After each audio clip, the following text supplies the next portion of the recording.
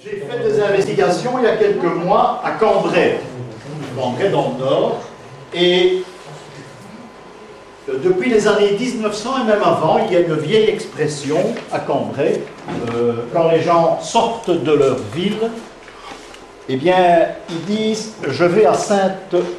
Saint-Ol, ils disent pas Sainte, ils disent Saint-Ol.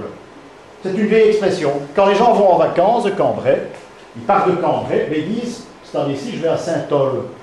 Ça s'employait surtout avant 14, mais je l'ai entendu dire il n'y a pas tellement longtemps. Vous n'allez pas demander l'explication à l'Office du tourisme, hein, parce que là, ça ne marchera pas. Mais j'ai découvert, un peu par hasard, en allant en Cambrai, finalement, qu'il y a un petit village à 5 km, 5-6 km de Cambrai qui s'appelle Sainte-Ol. Sainte féminin, Ol, O-2-L-E. Cherchez pas, elle ne se trouve dans aucun dictionnaire. Hein, et les volontistes, ils ne savent pas qu'elle existe. Hein, parce que j'ai téléphoné. J'ai téléphoné, puis j'ai ressonné, elle est dans aucun bouquin, nulle part. Alors voilà, je suis arrivé avec ma petite voiture à Saint-Ol. Vous voyez l'église de Saint-Ol, qui est une église fin 19e. En me demandant, puisque moi j'ai ce grand malheur quand je vous fais visiter des endroits, moi je les ai rarement visités avant vous, toutes les églises sont fermées en France. Alors ici, plus ouvert que ça, on ne peut pas. Hein. Par contre, il existe, et là on a le jardin. Donc c'est déjà une facilité. Alors vous rentrez, voilà le portique. Hein. Le portique qui n'a absolument rien à voir avec l'histoire, c'est Notre-Dame de la Salette qui est représentée là, mais ça m'intéresse nettement moins parce que ce sont des représentations tout à fait contemporaines.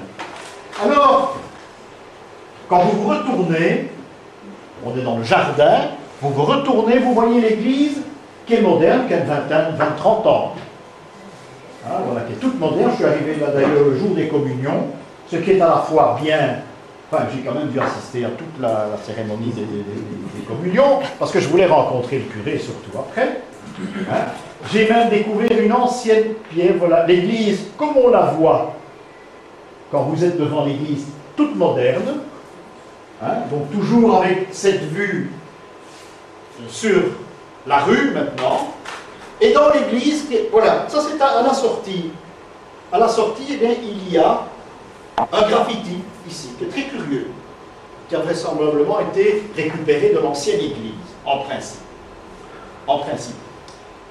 Quand je dis ancienne église, c'est celle 1880, hein, celle que nous avons vue tout au début, hein, parce que la pierre n'est pas la matière des pierres anciennes. Alors dans l'église qui est toute moderne, eh bien, il y a une représentation de cette fameuse Sainte Ol.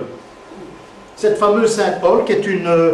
parce qu'entre-temps, j'ai tout de même questionné là-bas, c'est une recluse qui a été canonisée, mais il y a beaucoup de chances qu'elle a été canonisée par les gens de l'endroit. Hein, probablement à Cambrai, pour quelle raison, ça on ne le saurait probablement jamais. Hein. Voilà la petite Sainte-Ol.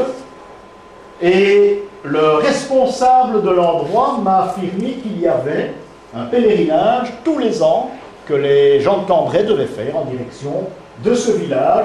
Ça se faisait une fois par an, au mois d'octobre, je pense.